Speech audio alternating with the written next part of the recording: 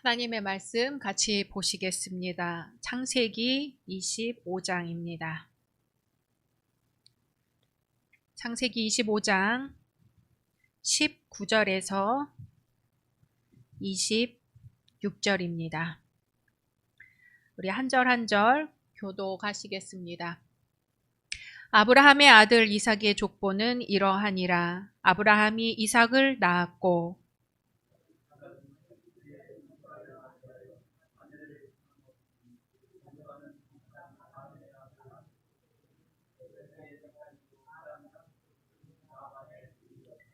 이삭이 그의 아내가 임신하지 못하므로 그를 위하여 여호와께 간구하매 여호와께서 그의 간구를 들으셨으므로 그의 아내 리브가가 임신하였더니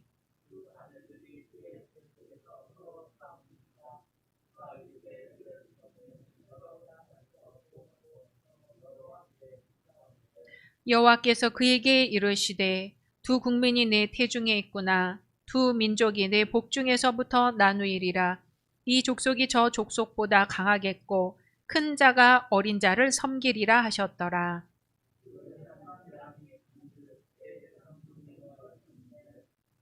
먼저 나온 자는 붉고 전신이 털옷 같아서 이름을 에서라 하였고 그 이름을 야곱이라 하였으며 리브가가 그들을 낳을 때에 이삭이 60세였더라. 아멘. 복음서의 말씀 마태복음 26장입니다. 마태복음 26장 38절 한 목소리로 봉독하겠습니다. 이에 말씀하시되 내 마음이 매우 고민하여 죽게 되었으니 너희는 여기 머물러 나와 함께 깨어 있으라 하시고 아멘. 찬양팀의 찬양 감사드립니다.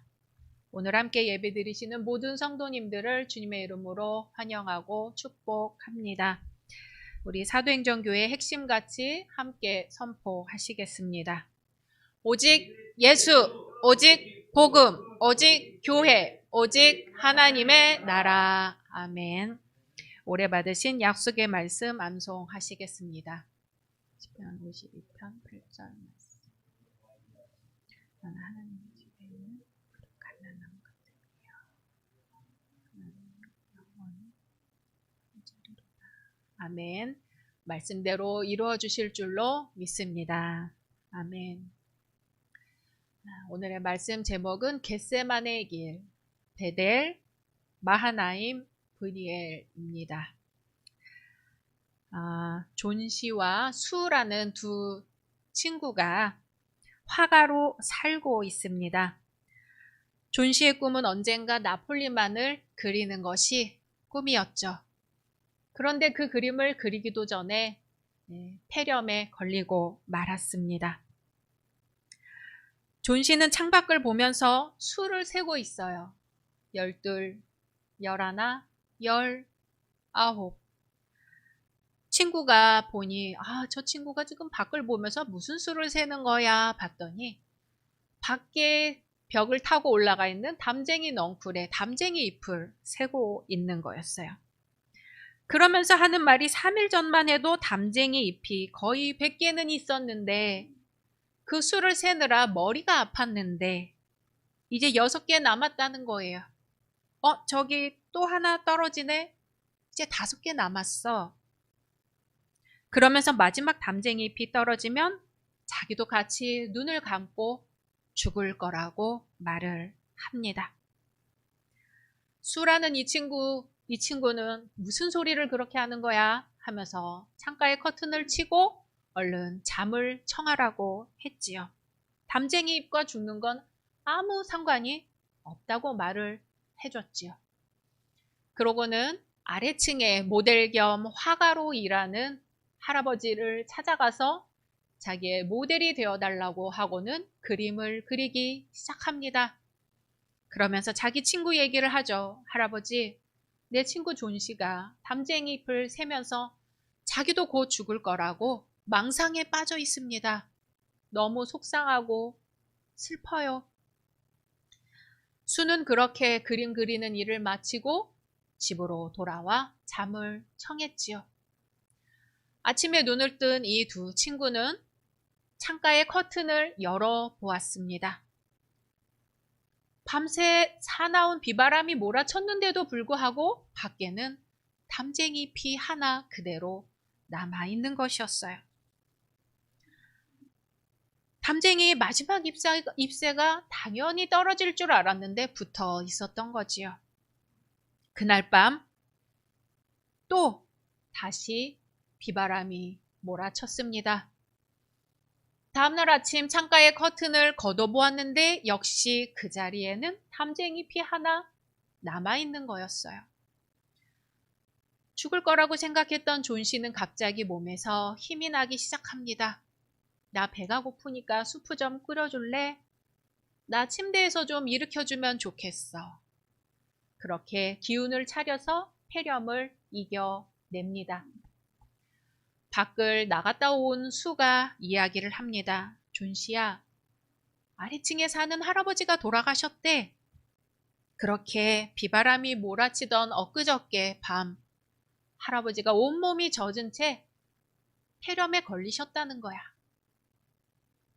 그러고 나서 봤더니 밖에 창밖에 보였던 그 담쟁이 잎은 바람이 불어도 흔들리지 않고 있었습니다.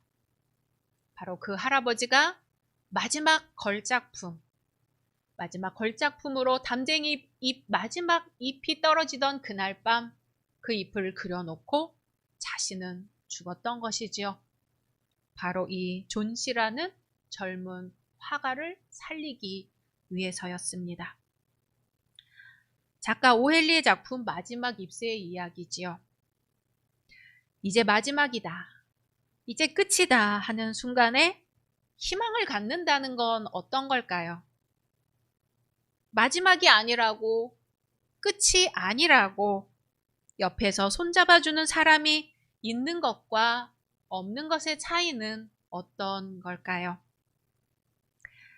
우리 창세기에서 아브라함이 죽고 이삭이 죽고 야곱의 계보가 시작되었습니다.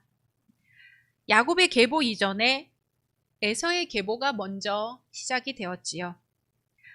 에서와 야곱은 쌍둥이고 에서는 장남인데 거기다 에서는 활을 잘 쏘고 영웅다운 풍모에 성격도 시원시원합니다. 예전에는 안 보이던 것들이 제 눈에도 보이기 시작했는데요. 에서의 후손 중에 족장들이 나오고 왕들이 나오고 나중에는 에돔 왕국의 시조가 됩니다. 그동안 에서를 장자의 명분을 팥죽 한 그릇에 가볍게 넘긴 사람으로만 생각을 했는데 성경을 자세히 들여다보니까 에서가 꽤 멋진 사람이에요. 성격상 복잡하게 얽힌 데가 하나도 없더라고요. 남을 의심할 줄도 모릅니다. 에서의 입장에서 한번 볼까요? 야곱이 팥죽으로 자기를 유인할 때 그 안에 담긴 간교한 면을 전혀 의심하지 않았습니다. 고대 팔레스틴 지방에는 수림이 많았고 사냥이 성행했습니다. 사냥꾼들은 사냥이 제대로 안 될 때가 종종 있지요.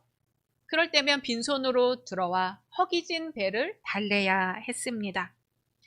그래서 팥죽 한 그릇에 장자의 명분을 팔아 넘겼다고 보기에는 무슨 팥죽 한 그릇에 장자의 명분 같은 인생 도박을 걸 정도로 그런 데는 관심이 없고 그냥 배가 고팠고 팥죽이 보이니 먹었을 뿐입니다. 사냥꾼의 삶이라는 게 그런 일상이었던 거지요. 또 잠언에서 보면 지혜로운 사람이 어떤 사람인가 나와 있는데 분노를 오래 품지 않는 사람이라고 나와 있어요. 그런 사람이 지혜로운 사람이다 그러거든요. 에서는 야곱이 아버지 이삭을 속여 장자의 축복을 가로챘을 때 아버지가 돌아가시면은 동생을 죽일 것처럼 분노했지만 보세요. 어머니가 리브가에게 뭐라고 하나요? 야곱에게 잠깐만 피해 있으라고 하지요. 형의 분노가 풀리면 연락을 주겠노라 합니다. 엄마가 아들 보기에 이 에서는 분노가 확 일어도 금방 또 사그라드는 그런 성격이었던 거예요. 창세기 27장 44절 말씀 우리 같이 볼까요? 시작. 내 형의 노가 풀리기까지 몇 날 동안 그와 함께 거주하라. 몇 날만 참고 있으라는 거예요. 특히 야곱이 가나안으로 돌아올 때 에서가 어떻게 했나요? 창세기 33장 4절입니다. 같이 읽습니다. 에서가 달려와서 그를 맞이하여 안고 목을 어긋맞추어 그와 입맞추고 서로 우니라. 아멘. 야곱이 에서를 보기에 하나님의 얼굴을 본 것 같다고 하죠. 야곱은 전전긍긍하고 자기의 생사를 거는 마음으로 형에게 다가갔지만 에서의 행동은 요새 말로 쿨합니다. 동생이 팥죽으로 장자권을 샀는지, 아버지를 속여 장자의 축복을 가로챘는지, 그런 것에 대해서는 일절 언급을 하지 않아요. 에서는 조금의 인색함이 없이 동생을 용서했고 어떤 유감의 감정도 동생에게 내비치지 않습니다. 그리고 야곱이 천천히 우리가 뒤에 따라가겠노라 했을 때 그래 그러자 하고 또다시 한번 쿨하게 야곱과 헤어집니다. 인간적으로 보면 에서는 참 멋있어요. 이런 멋진 사람 에서의 계보를 보면 그 후손들에서 족장들이 줄줄이 나오고 왕들이 줄줄이 나온단 말이에요.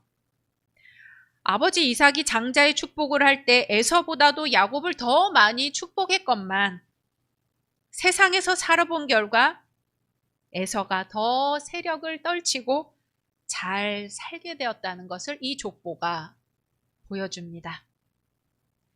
그런데 왜 에서가 아니고 야곱일까요? 야곱의 인생을 한번 볼까요? 야곱은 일단 간교합니다.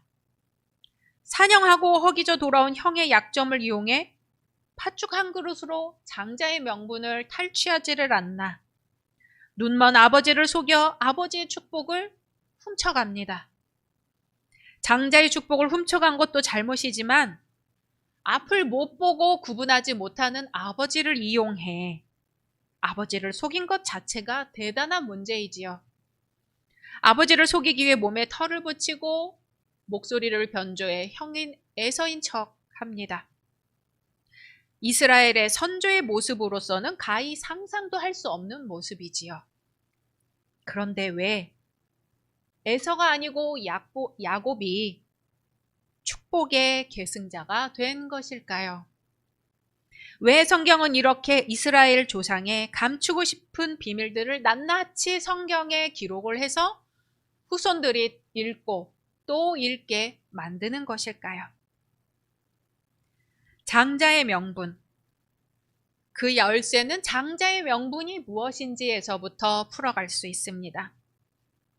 아브라함의 하나님, 이삭의 하나님, 그리고 에서의 하나님으로 이어져야 하는, 에서의 하나님으로 이어가야 하는 책임이자 의무인 것이죠.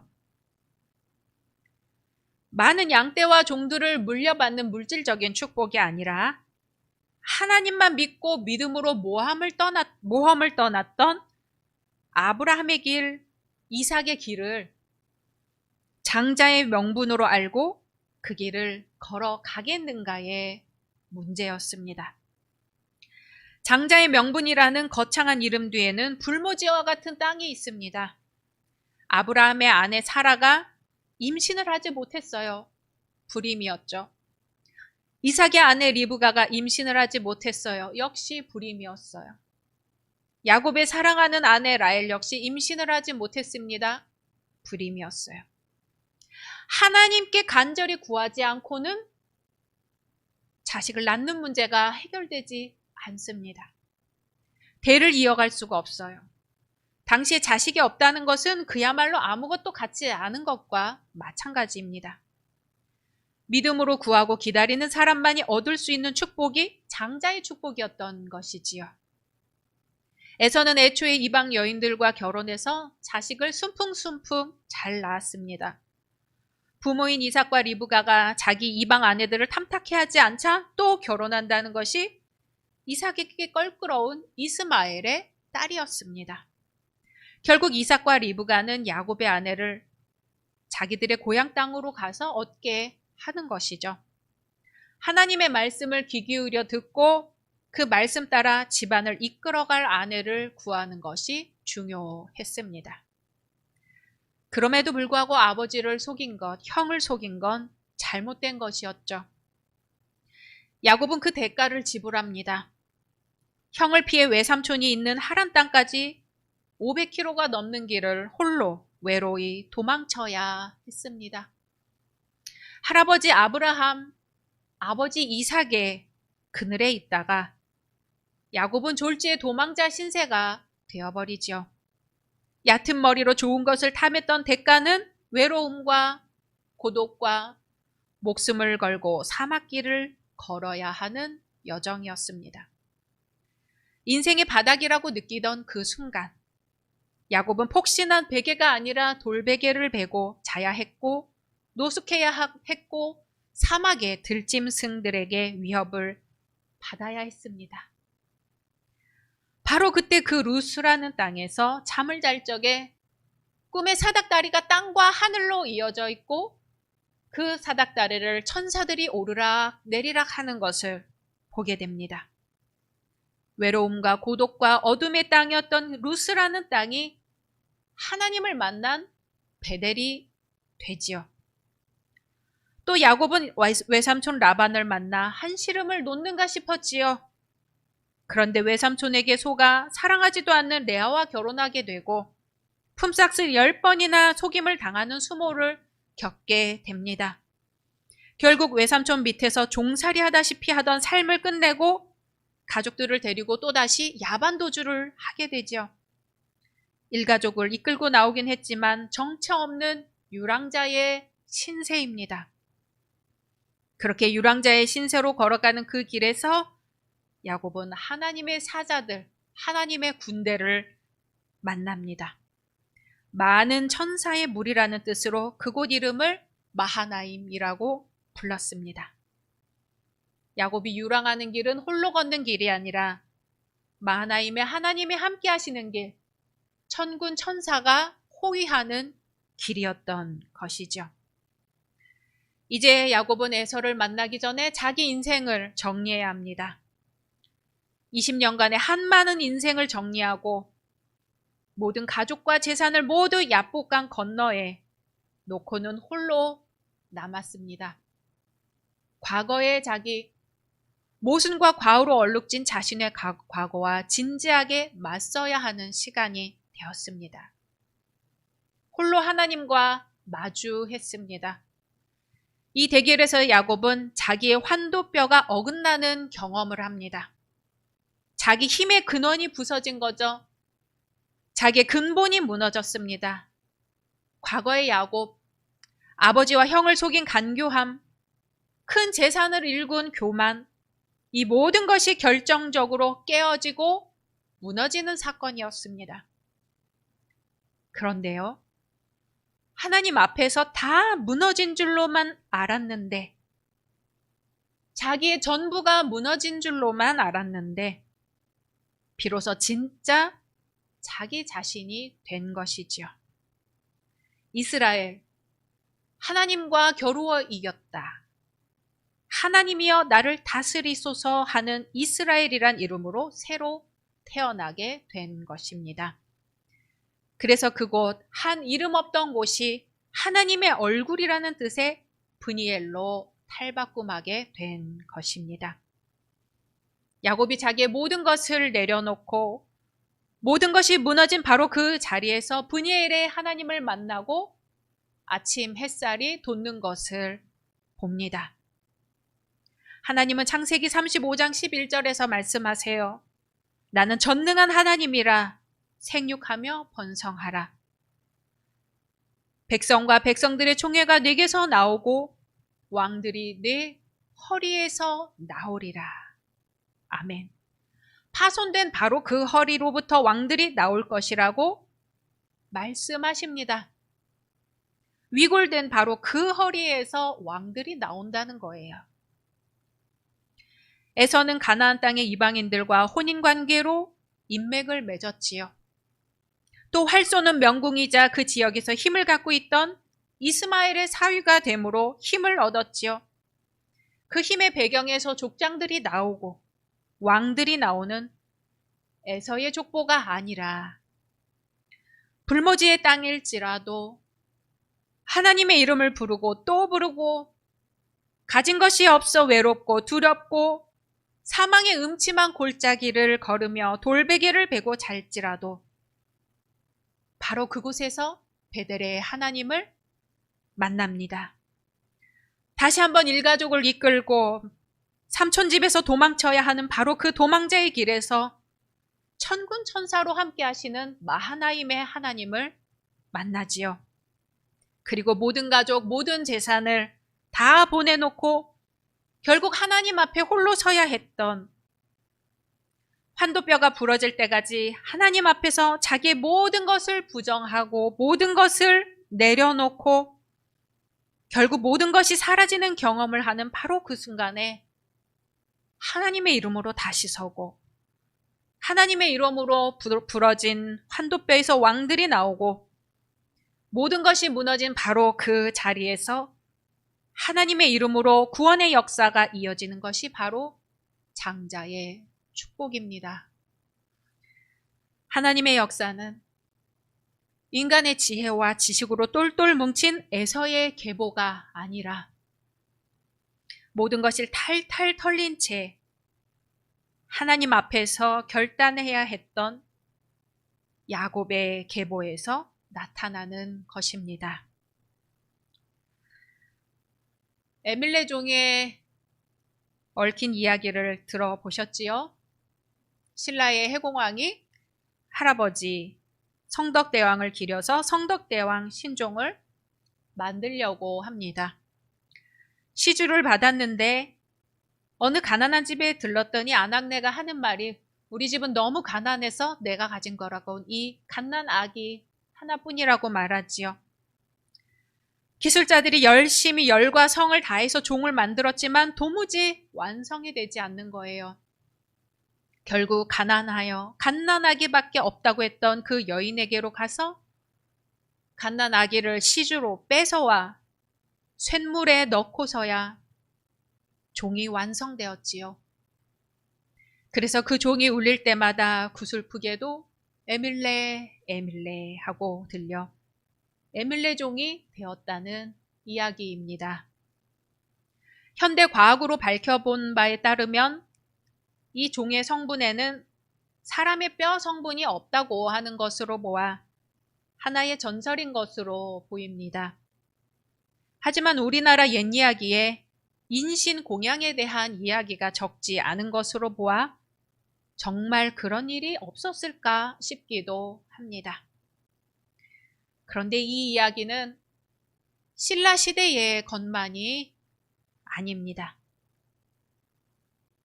2010년 발생한 비통한 사고에 대해 제페토라는 닉네임을 가진 네티즌이 이 기사에 댓글로 이런 시를 적었습니다. 광염에 청년이 사그라졌다. 그 쇳물은 쓰지 마라. 자동차를 만들지 말 것이며 가로등도 만들지 말 것이며 철근도 만들지 말 것이며 바늘도 만들지 마라. 그 시인은 그 쇳물로 청년의 얼굴을 만들어 그가 희생된 철강소 정문 앞에 세워주자고 합니다. 졸지에 아들을 떠나보낸 어머니가 아들을 만져보고 싶을 때 와서 어루만질 수 있도록 말이지요. 청년은 갓 30이 된 노동자였습니다. 새벽 2시쯤 남들은 단잠을 자고 있을 그 시각에 섭씨 1600도가 넘는 쇳물이 담긴 용광로로 추락했습니다. 너무 뜨거워 시신조차 수습할 수 없었습니다. 강철을 만들어 자동차를 만들고 건물을 올리는 철근을 만들고 철강 산업으로 수출 신기록을 보여주는 언론의 보도가 있을 때마다 죽은 자식의 얼굴조차 쓰다듬을 수 없었던 어머니의 마음은 가늠할 수조차 없습니다. 성덕대왕 신종이 완성되었다며 기뻐하던 사람들 틈에서 종이 울릴 때마다 쇳물 속에 던져져 엄마를 부르는 에밀레 에밀레 하는 구슬픈 아기 울음소리를 들어야 했던 아기를 빼앗긴 어머니를 생각해 봅니다. 신라 천년의 화려한 역사를 자식들을 빼앗긴 어머니들의 역사라고 불러야 하는 게 아닐까요? 3.1 만세운동과 항일운동의 역사에서 일제히 희생된 자식들을 부여잡고 소리내어 울 수도 없었던 어머니들. 4.19 혁명으로 눈에 최루탄을 맞고 돌에 묶여 바다에 던져진 16살의 김주열 열사의 어머니들. 6.25 민족상잔으로 아들과 아들이 총뿌리를 겨누는 것을 보아야 했던 어머니들. 5.18 민주항쟁으로 이유도 모른 채 군부에 짓밟힌 수많은 태아들과 자식들을 붙들고 아직도 위로받지 못하고 있는 5월의 어머니들. 그리고 여전히 쇳덩어리들의 목숨을 잃어가는 자식들을 붙들고 왜 아직도 이런 일들이 일어나야 하는가? 왜 아직도 이런 일이 해결되지 않는가 울고 있는 김용균의 어머니들. 우리 옛 이야기에 불가사리 전설이 있습니다. 한 여인이 전쟁에 남편과 아들을 잃고 홀로 외로이 살고 있었지요. 쇠라면 지긋지긋했던 이 여인은 밥풀떼기로 황소 모양의 불가사리를 만들어 말합니다. 불가사리, 불가사리, 쇠를 먹는 불가사리. 너는 자라서 쇠를 먹고 자라서 죽지 말고 자라서 모든 쇠를 먹어라. 그렇게 그 불가사리는 바늘을 먹고 못을 먹고 가위, 망치, 인두 모든 쇠를 먹어 치웁니다. 동네의 모든 쇠를 먹어 치우고 오랑캐가 쳐들어오자 전쟁터에 나가 무기들을 먹어 치웁니다. 그렇게 전쟁에서 이겼어요. 하지만 전쟁에서 불가사리가 이기는 것을 보자 왕은 겁이 났지요. 그래서 아주 큰 불 속으로 유인해서 이 불가사리를 녹여버립니다. 하지만 사람들은 불가사리가 여전히 어딘가에 살아있을 것이라고 믿었습니다. 러시아의 어머니들, 우크라이나의 어머니들이 지금 이 노래를 부르고 있을 것 같습니다. 불가사리, 불가사리, 쇠를 먹는 불가사리. 너는 자라서 쇠를 먹고 자라서 러시아의 모든 무기들을 먹어버리고 우크라이나의 모든 무기들을 먹어버리고 전 세계의 모든 무기들을 먹어버려라. 다시는 전쟁이 일어나지 않도록, 다시는 전쟁으로 우리 자식들이 죽지 않도록 모든 쇠를 먹어버려라. 모든 쇠를 먹어버려라. 이렇게 구슬피 노래 부르고 울고 기도할 것입니다. 왜 에서의 길이 아니고 야곱의 길인가?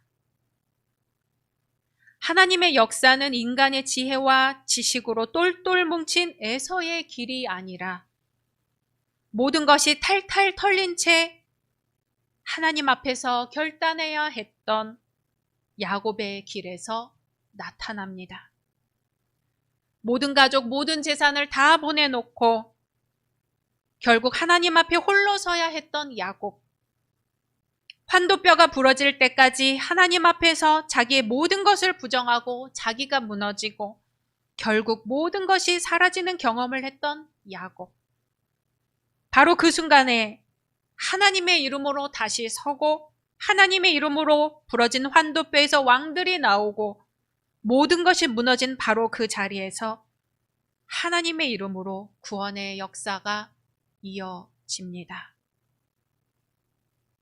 그런데 하나님, 도대체 얼마나 많은 어머니들과 아버지들이 자기의 환도뼈가 부러지는 고통, 자식 잃는 고통을 겪어야 이 힘의 역사, 우상 숭배의 역사, 전쟁의 역사가 끝이 나겠습니까?